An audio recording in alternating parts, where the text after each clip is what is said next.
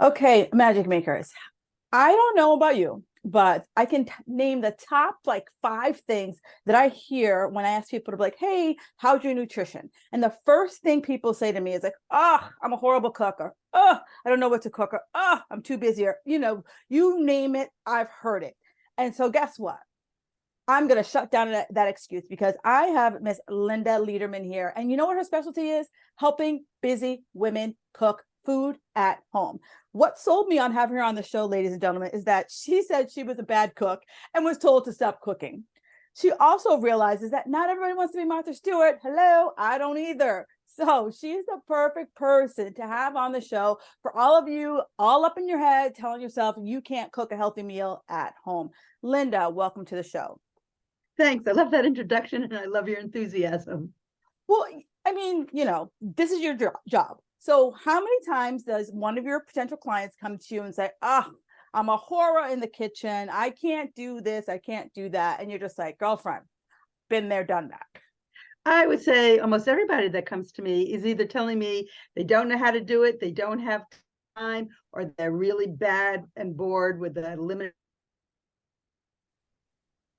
Yeah. And so, let's go back. So, like, now everyone who's kind of on board and they're like, okay, she gets me. What was it that, you were told, get out of the kitchen? This is not your place. What made you decide, you know what, I'm going to give it a shot? Because I'm sure someone listening has been told that. Give you a little background on that story because I was really, really bad. And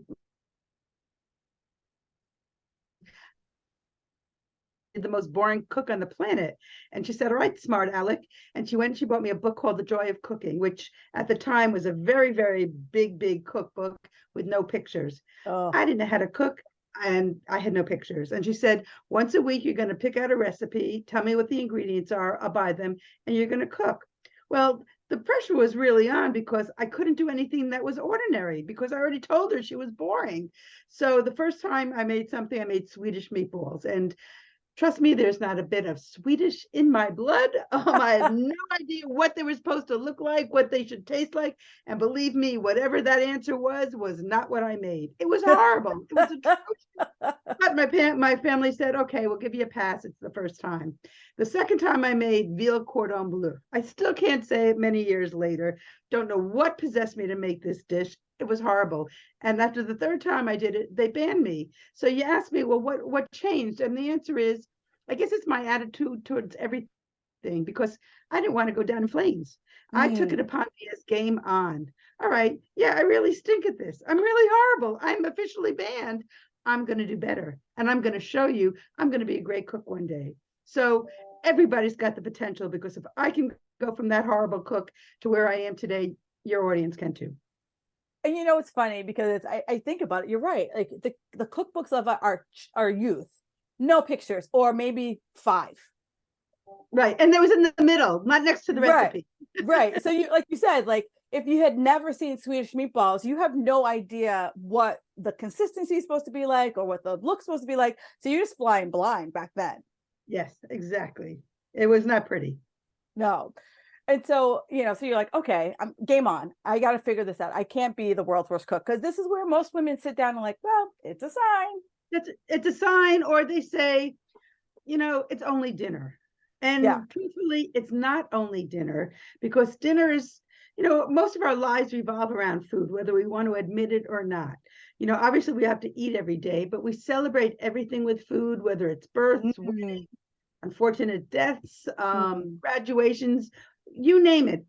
Everything is celebrated with food, and that creates memories. And it may be yeah. creating habits. If when you sit down for dinner, part of my philosophy is it should be a holistic experience. It not Mm, just be getting the food in your mouth and going off and playing on your computer, and your kids going upstairs afterwards. It should be a time where everybody unwinds, starts to laugh, gets to be themselves for once during the day when you have to wear so many different personas. So yeah. you want to be able to have that atmosphere in your house.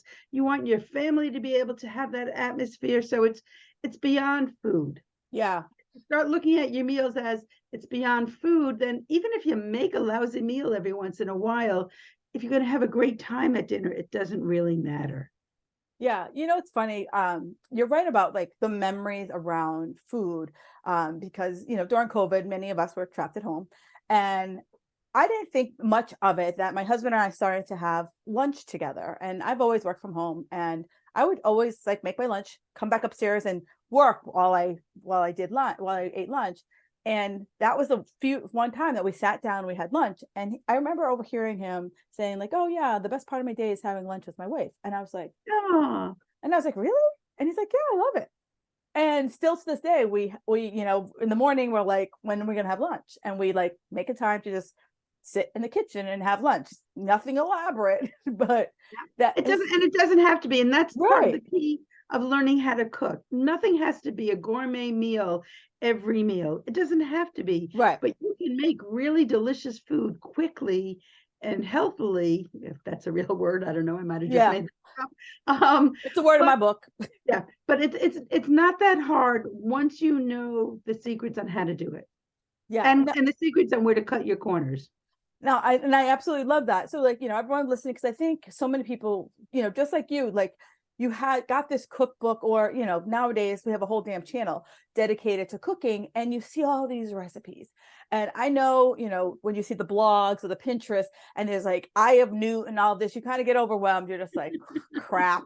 I gotta go 50 places to find, for I one spend a dish. fortune on ingredients I'm only going to use once because I'm going to forget the recipe I used them in. Right. Or you're like, you eat it and you're like, tastes like shit. Not gonna have it anymore.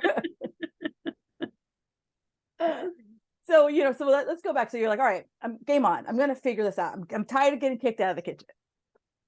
Right. So I did some research. I started taking some cooking classes. Um, I had a very full career before I did what I do now. I was a lawyer. I did many other things. Um, but I always thought that entertaining was an important part of my life. My parents were big entertainers. Now they weren't cooking. My dad was a great barbecue, but my mom, didn't cook. They bought their hors d'oeuvres or their side dishes or Yeah, yeah, whatever, yeah. but it was still an amazing thing to entertain. And so I said, well, I'm going to learn how to cook so I can entertain, because I certainly didn't have a budget to buy my food already made in any kind of way. And I would just experiment, and I would have girlfriends over and we'd say, okay, here's a recipe. What are we going to try to cook? And then we'd communally try to figure out something sometimes. I took cooking classes. I took a lot of cooking classes, and I started buying a lot of cooking cookbooks that I could relate to. I Mm, found the ones with pictures. I found the ones with the easy instructions. And I just worked my way up. And eventually I ended up taking a lot of cooking classes. But a lot of it's just practice and not being willing to be defeated. And yeah. if you have a bad meal, you can laugh about it. I mean, Yeah, some yeah. of my favorite memories are some really good cooking disasters, and they Huh, become legends in my family. And that's kind of what it's all about. yeah. And you're right. Like, I think, a lot of the women who are in my audience, we are perfectionists, right? And so, we always want to do that one thing and just nail it, right? Knock it out of the park when we do it. And, I think the fear of, like you said, like you had one or two bad misses, you're like, well, guess that's not what I do anymore. It's a lesson that I teach my kids all the time, and I believe that you should always be learning. And Mhm. it could be in any area, whether it doesn't matter. Just pick whatever you have an interest in. So when I make a dish, the first thing I ask my family is it a thumbs up or a thumbs down? Ah, And if I get a thumbs down, I'm not defeated, because I say, okay, what could I do differently next time? yeah, yeah, And yeah. now I'm enrolling my family in the process. I'm making them Mm, think about what flavors do they like, what textures, yeah, what scents do they like? And then I try to incorporate, I mean, some of their suggestions are pretty ridiculous, but that's all right. They're allowed. right. Then I try to incorporate some of their suggestions next time, because now they know I'm going to make it another time, because I already asked for their comments. So it's not a one and done, I'm defeated kind of experiment. And now they have skin in the game, because now they're going to want to try it because I've actually incorporated something they said. So it's a learning process for everybody, Yeah, really a function of your mindset and your attitude. So if you're willing to learn, if you're willing to laugh, you're willing to take constructive criticism, you can only win.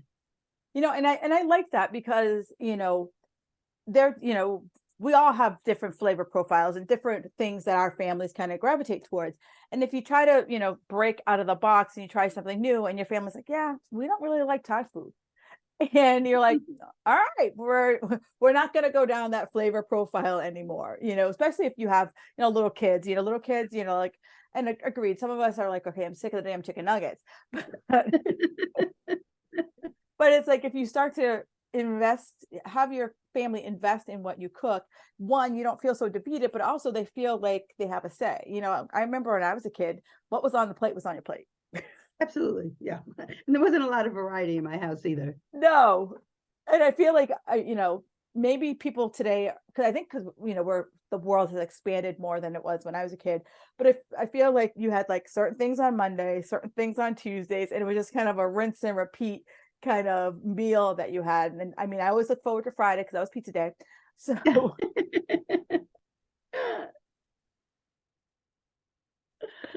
So one of the things that when I work with women is what I do is, I'm realistic. Nobody wants to cook from scratch every day of the week. I mean, that's yes, who wants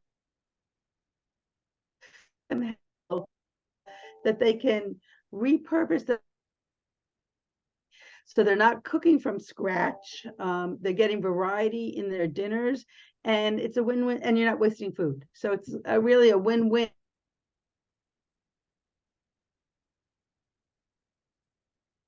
And it's just you have to know those tricks.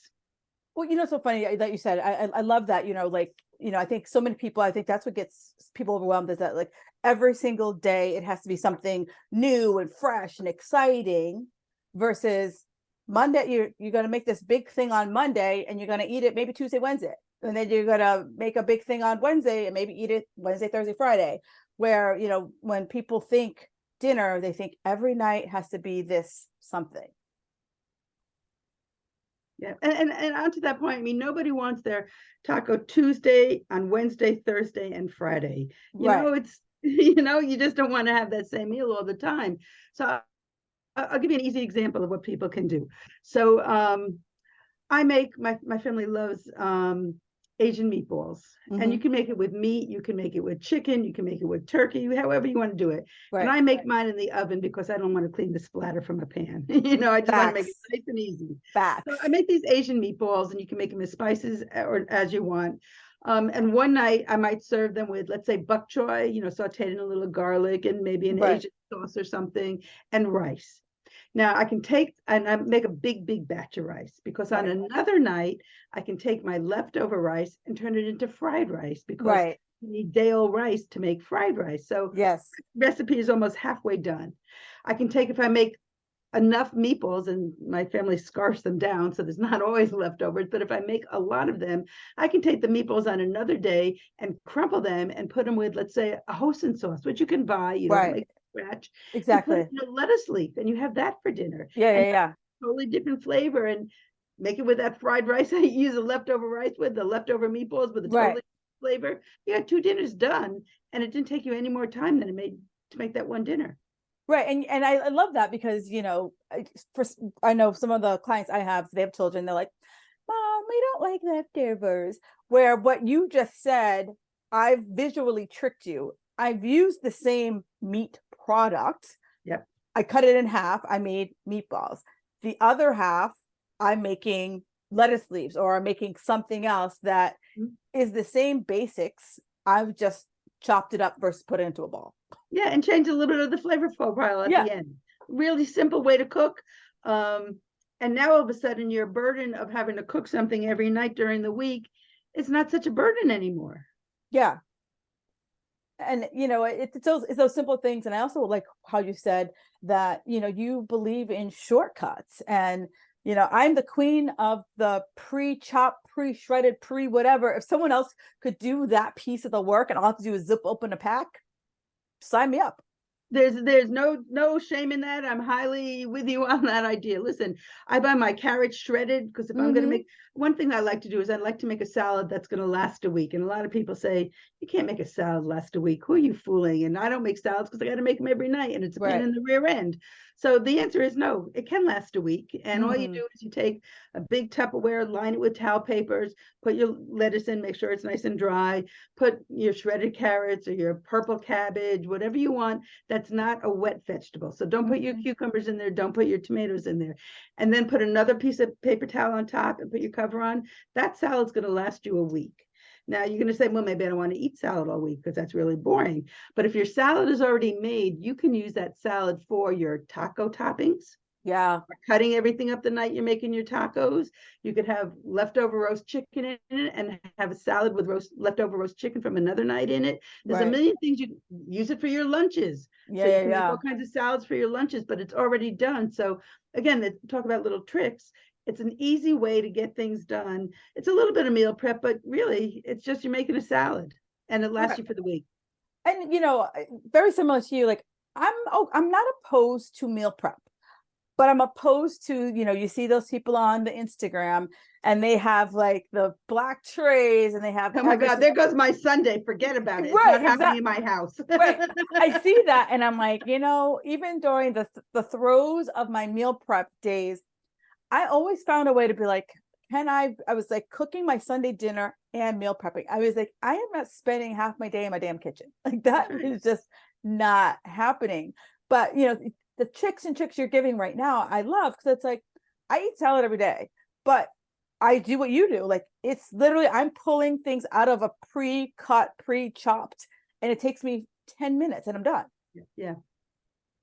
The You know, long as it's I think the secret to meal planning and meal prepping is to find the solution that works with your lifestyle. right, Just like clothes, there's not one size fit all. I don't care what those manufacturers say. It's not right, true. It's not going to fit me. I mean, it's right, just the way it is. But there are meal plans that are flexible and meal prep that's flexible that will work with your lifestyle. right. And that's really the secret to it all. For all the people who say, I don't have time, I don't know what to do, the answer is let's find the secret to what works for you, something that you're comfortable with that you'll be able to do on your own over time. Yeah, what's funny? So let's go back. I think where most people get tripped up, and I think this is probably where you help a lot of your people, is the planning. I Yep. think where so many people miss the boat is sitting down, and it doesn't have to be an hours long thing. I've been doing some meal planning. How do you help your clients sit down and say, okay, we got 7 days. What the hell are we going to cook? So I start a little bit before that. So I like to start with having people know what's in their pantry, know Mm-hmm. what's in their fridge, and know what's in the freezer. Yes. And once they know what's there, then I have ask them, well, let's see what else you need. So Yeah. now it's like, what do you have? What do you need? And then the third step of the process is, how do you use it? Yeah. So, because I don't want my clients to have to go out and buy everything fresh or new, because I guarantee you everybody's got stuff in their pantries that they could live off of for a while if they just knew what to do with it. Thousand So percent. you don't want to, you don't want to make them spend a lot of money if they don't have to. So I start with that, and then I say, okay, let's see what recipes you already know how to make, and which recipes your family actually will be willing to eat. Right, right.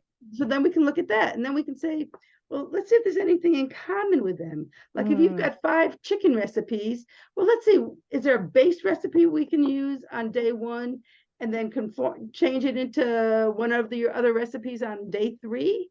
right. So it doesn't have to be a formal process. I mean, you could, when you're familiar with a handful of recipes that you can make, you can go to the grocery store and say, okay, I know I have a late meeting on Wednesday, so from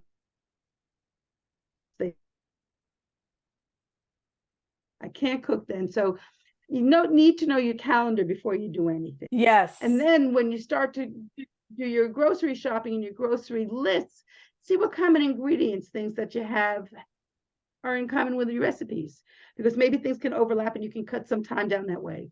Or you can say, okay, I'm going to go. And even if you don't want to think of your recipes, you can go into the grocery store and say, okay, I'm going to buy chicken and I'll figure out what I'm going to do with this chicken when I have to, but I Right. know I'm going to have chicken twice a week, so I can buy enough chicken to last me twice. Right. Right? Exactly. And I know my son, who's an athlete, insists on having a ton of meat, so I know I got to buy meat for him. Right. Um, and so you can think of things in really broad terms when you're quote unquote meal planning. If you Right. don't have the time or the ability to sit down and write everything out, or the inclination, because personally, I want my clients to get to the point where they don't have to write everything out. I Right. want Right. them to know that they're comfortable with the recipes they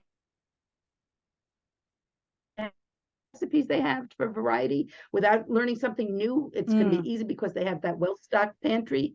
Maybe they've got a couple of simmer sauces they can use on that chicken instead of yeah. cooking something from scratch. Maybe they have a different spice blend they can use on that chicken during the week. There's many things you can do. So if you just have a general idea of the proteins you want to serve during the week, and maybe whatever side greens you want to have, or starches, and your vegetables, just have that general idea, and you can meal plan generally without having to feel that, oh my God, I have to stick to this plan, and this is worse than having to go to PE when I was in elementary school. You don't want that. You want it to be fun, that you're looking forward to it.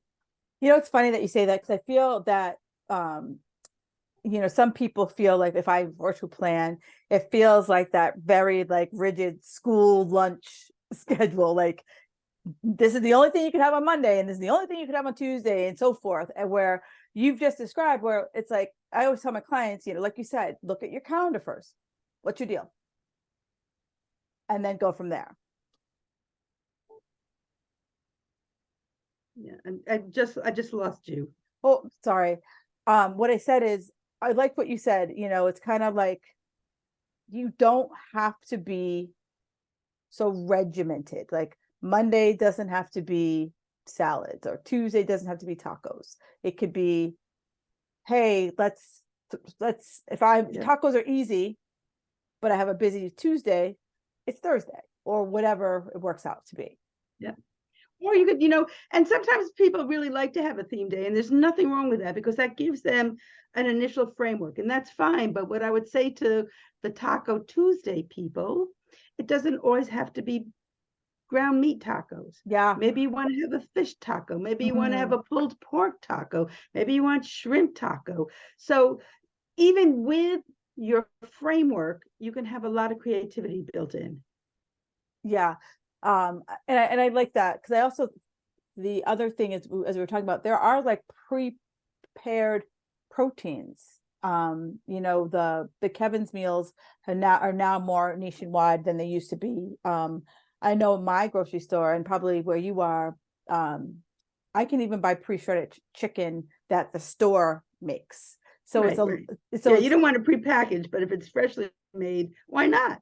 yeah, because I it's been, over the last few years, I've seen a lot of more of these kind of like pre-done things for you, that if Mhm. you're someone who does have, we all have that week where like every kid is going here, there, and everywhere, that have you physically taking the time to make a meal just is not going to happen with your time schedule. There's plenty of options out there that you can pre-make a meal and still make it pretty healthy. Absolutely. Or, you can take something as easy as chicken tenders, and those are going to cook up in 5 minutes because Hmm. they're so thin. And you could just saute some onions and garlic and maybe ginger and put a tikka masala simmer sauce on top of it. And that cooks in 5 minutes and your dinner is done. Use the Yeah. leftover rice from your meatballs, But it's simple. And if you want to put a vegetable in there, you can throw some spinach in that sauce cooking with the chicken. Right. So, you can make a one dish dinner in under 15 minutes. It's really not that hard. No. And how are you with I think COVID, everyone either bought an Instapot or a crock pot. Are those some of the recipes that you throw into your clients' kind of Okay, repertoire? so here's my embarrassing confession. Don't hold this against me. It just shows you that I'm real. So I have an Instapot Hmm. and I use it as a slow cooker. I have no problem. I've had a friend show me how to use it as a pressure cooker.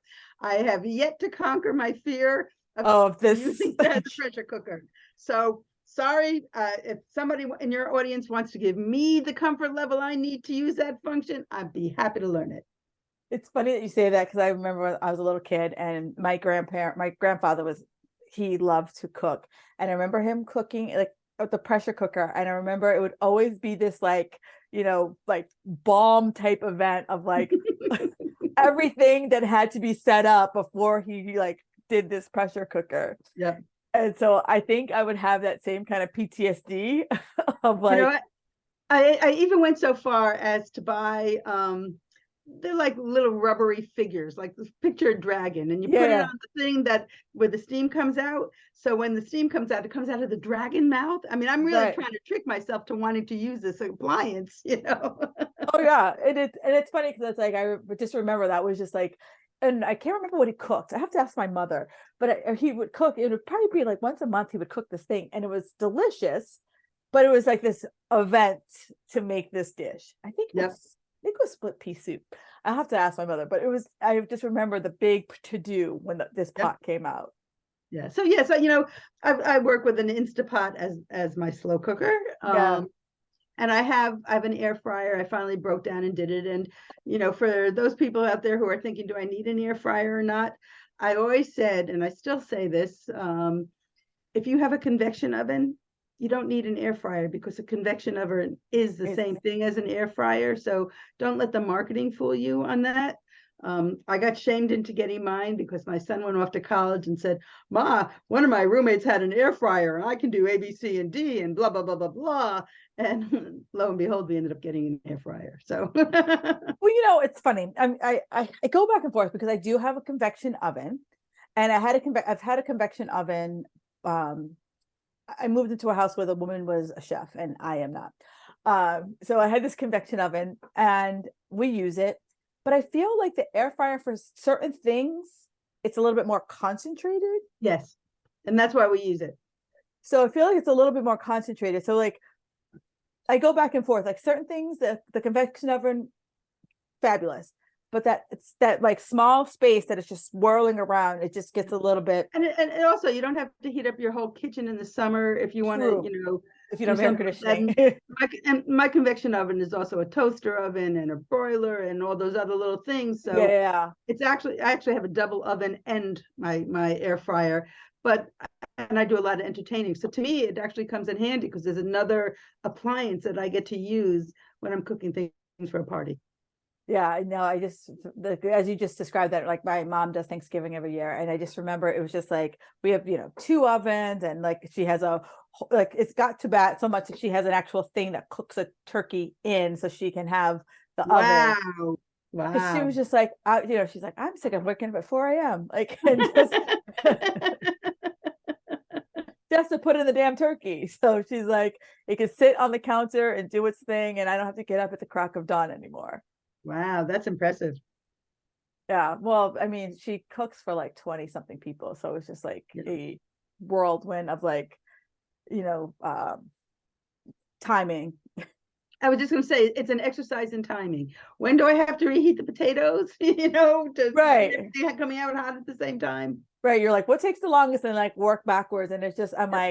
I'm always like in awe. I'm like, God love you. I'm just like, that is like the hardest part of Thanksgiving. Is the timing. Yeah. Absolutely. So, you know, so as people come to you, your biggest thing that you teach them is how do you kind of like it's the biggest thing you teach them how to maximize their time in the kitchen so that they are able to create these healthy meals. Like what are some of the biggest kind of takeaways that like your clients have from working with you? um, they actually get confident in their cooking skills. And Mm-hmm. that's true of people who didn't feel that they had cooking skills before and people who had good cooking skills because as we do co-cooking sessions. So it's not just me lecturing them and this is why, but then they end up having a really deep repertoire of all kinds of things that they can cook.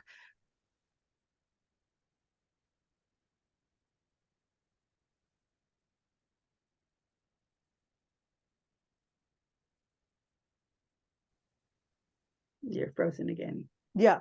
Hold on. You am I back? Yeah, you're back. All right. You froze right where you said you do co-cooking sessions. Yes. So we'll work on a menu together. They'll know what they'll have the recipes in advance, and then we'll cook them together so they can see Ah, how is she cutting that? How is she holding that knife? yeah. All the little things that when you know those skills, it makes it easier. And once it becomes easier, it becomes more enjoyable. And once it becomes enjoyable, you're getting less stress about it. You're getting less resentment that you have to feed everybody when you're Mm, tired at the end of the day.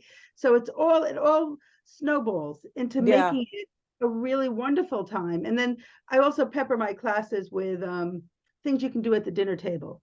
Because, like I said before, if you actually have a good time at dinner, Mm, focus is not always on the food, it's right. on the family and the fun.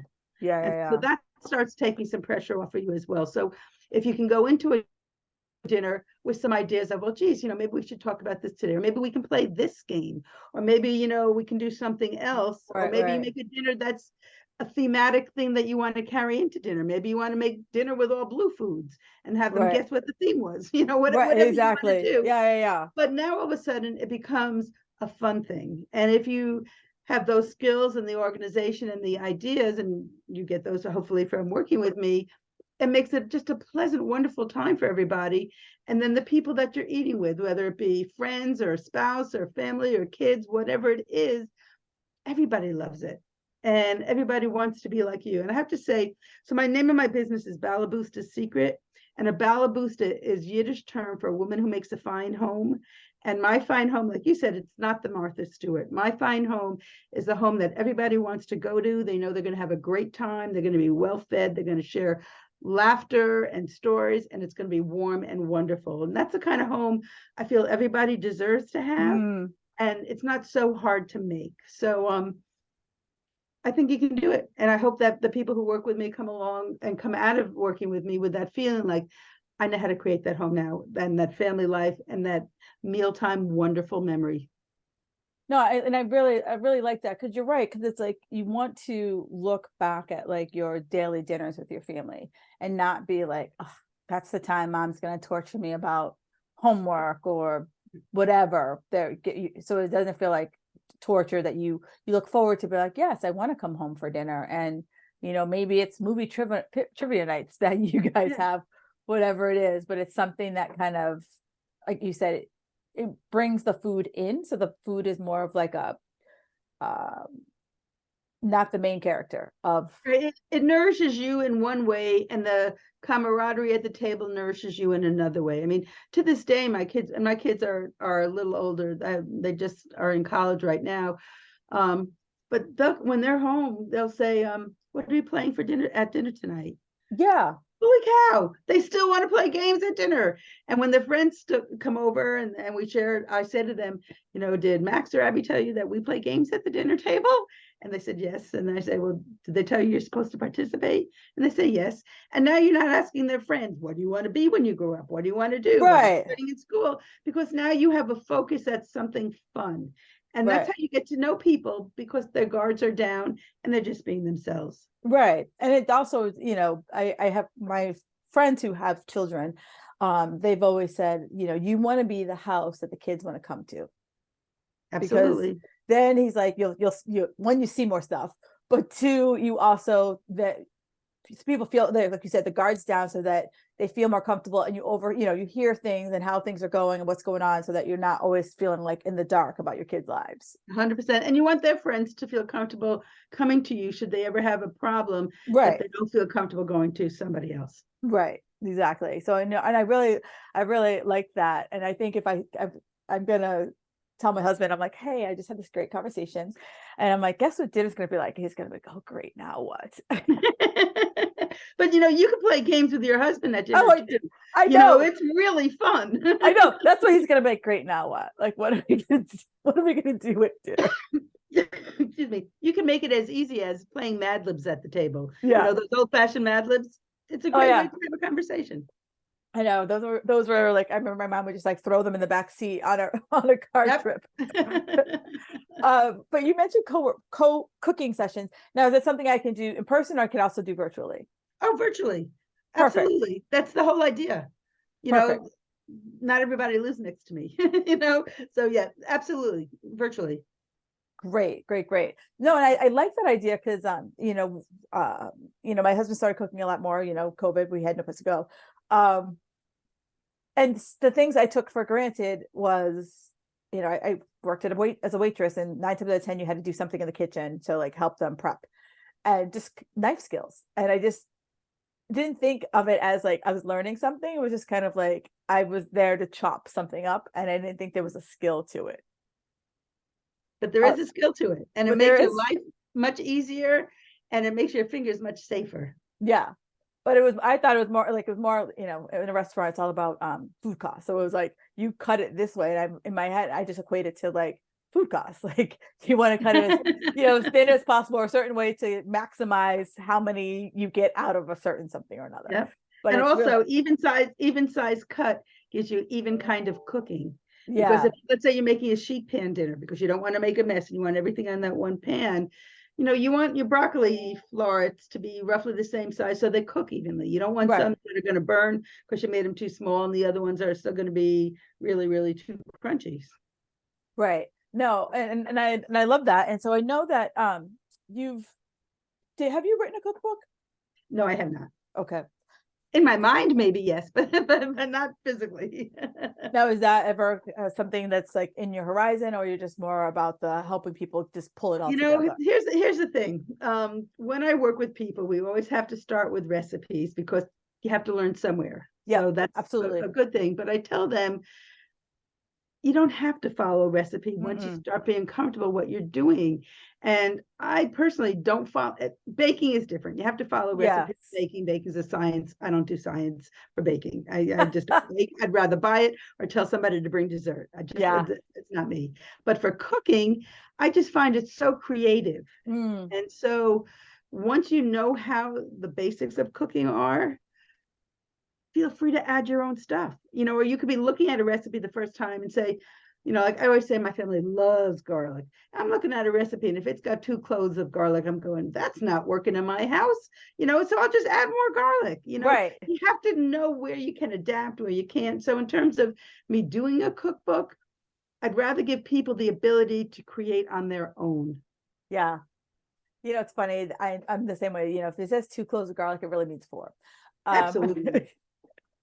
but I'm with you. Like I'm that, like I'll loosely follow a recipe, but I'll taste them like something's missing, and you just kind of like look around your kitchen and you start to throw stuff in because you're like, ah, I'm like, it's just missing.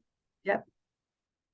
But again, I guess I Yeah, think, and I'll do that to my kids too sometimes, and it's great to do with someone, say, what does it need? And again, it's yeah. another way of getting them to be thinking, and getting their chops wet in the kitchen. Now, do your kids cook at all? My daughter is a yes, she does. I've taught my kids how to cook since they were little. I think that's an essential skill everybody needs to do. Nearly as much as my daughter knows how to cook, but he learns, and he loves to help me in the kitchen. So I think that's a great thing. It's funny that you say that you should have your kids help you in the kitchen, because there was a study that came out about how if you start including your kids in like household chores, it doesn't feel like a chore. It's just what you do, like, unloading the It's dishwasher, part of the or routine. yeah, it's what you do. So when they get older and you would love for them to help you out with these things, it's not this like, beg, borrowing, stealing to get them to do things. Absolutely. And it's also a good thing, especially with the folks who have, I try to not use picky eaters, because if a kid hears they're a picky eater, it kind of makes them dig in their heels more. Yes, I am a picky eater, even if they're not. Right. So selective eaters, or people who are developing their palates, whatever you want to call them. Well, I But if like you that. take those kids to the grocery store or to a farmer's market, even better, and say, let's pick out something we've never had before, and figure out how to cook it. You know, Ah, and so now again, that goes back to my skin in the game kind of concept, because now they're saying, okay, look at this. It's a purple cauliflower. Whoever saw such a thing? Yeah, well, then try it. So right. and involve them in every step of the way. And you can do that when they're really little, just so they get the idea of it's okay to try things. It's okay to experiment and learn what your flavor profiles are. I love that, because I think there are many women, that's one of their challenges, that they have this they have either one or multiple children who are that developing palate. And I know I have a friend who, their son, and God love them, their son only eats these like chicken nuggets from Wendy's, Yeah. and she like buys it, buys dozens of them and throws them in the freezer, and I'm like, God love you, because I don't know if I would do that. Yeah, yeah. I had a friend whose son only ate mac and cheese, no matter what. It had to be Kraft mac and cheese. For Thanksgiving, I had to make a mac and cheese on the side. It was crazy. Yeah, so I like the, sure, you make the mac and cheese, but like, hey, let's go and Got to try try something else. something that we can mix into it. Maybe Yeah. we mix in some peas or whatever it is, to kind of see if we can push that stage along. Yes, exactly.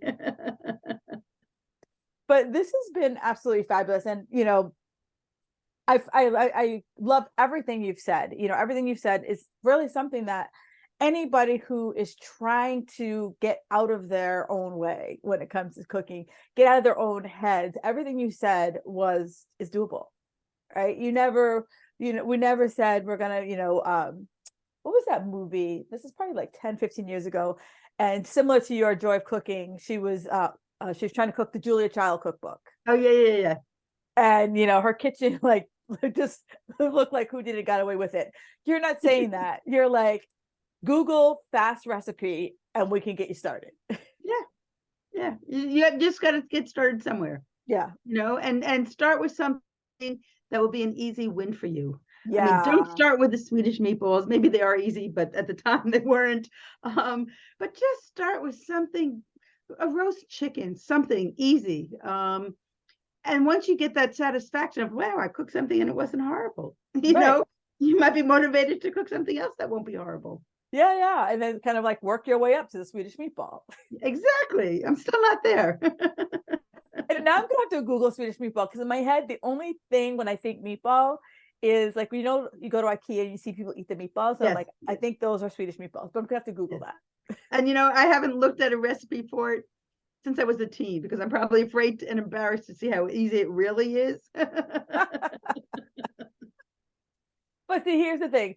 Had you not had that epic fail, will we be sitting here having this conversation today? I absolutely would not be. So, you could, like I say, you learn from your failures, and that's how you grow. Yeah. This has been such a great conversation. So where can people find you?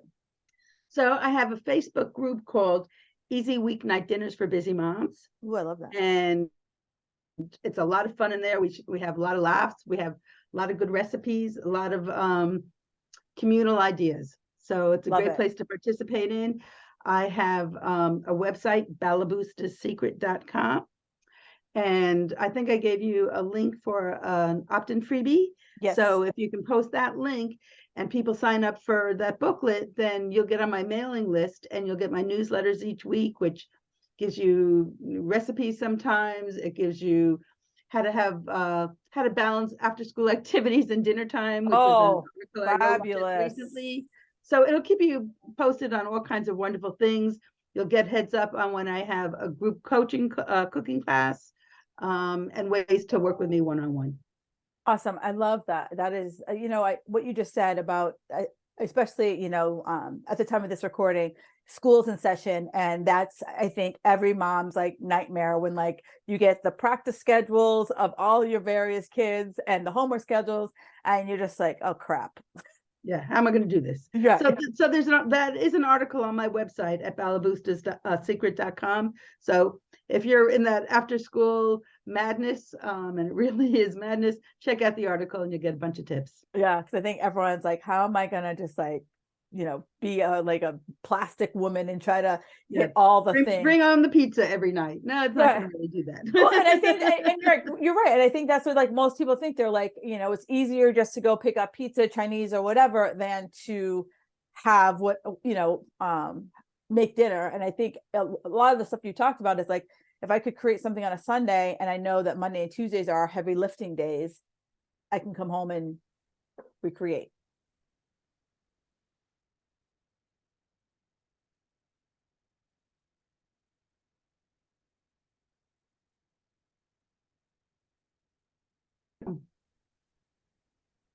Oh, you froze. So I'm sorry, I didn't hear you.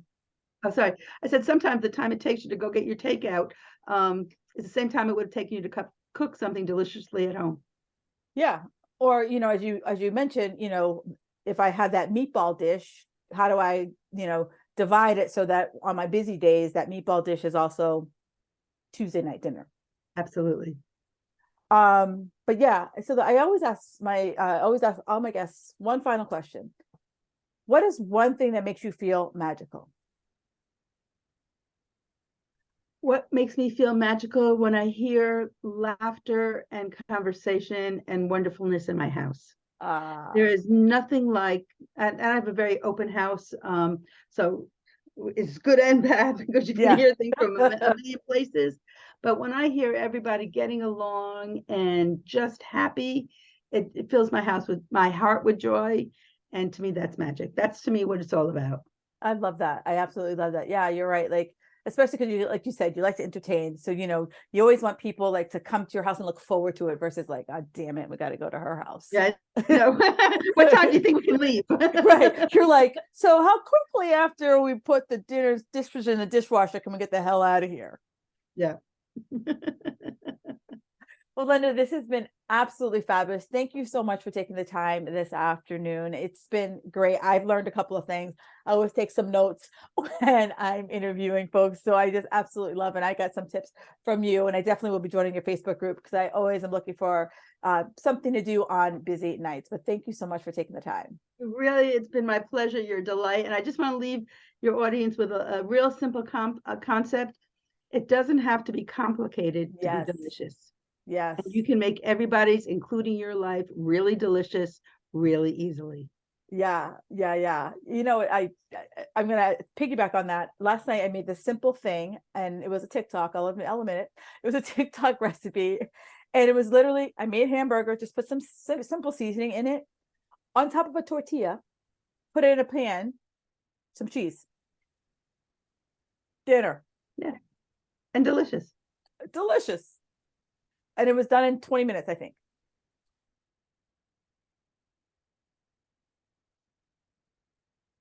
You couldn't cook. Yeah, exactly. So that me, I was like, remember when you were your kids and you'd be like, I can make McDonald's. That was McDonald's.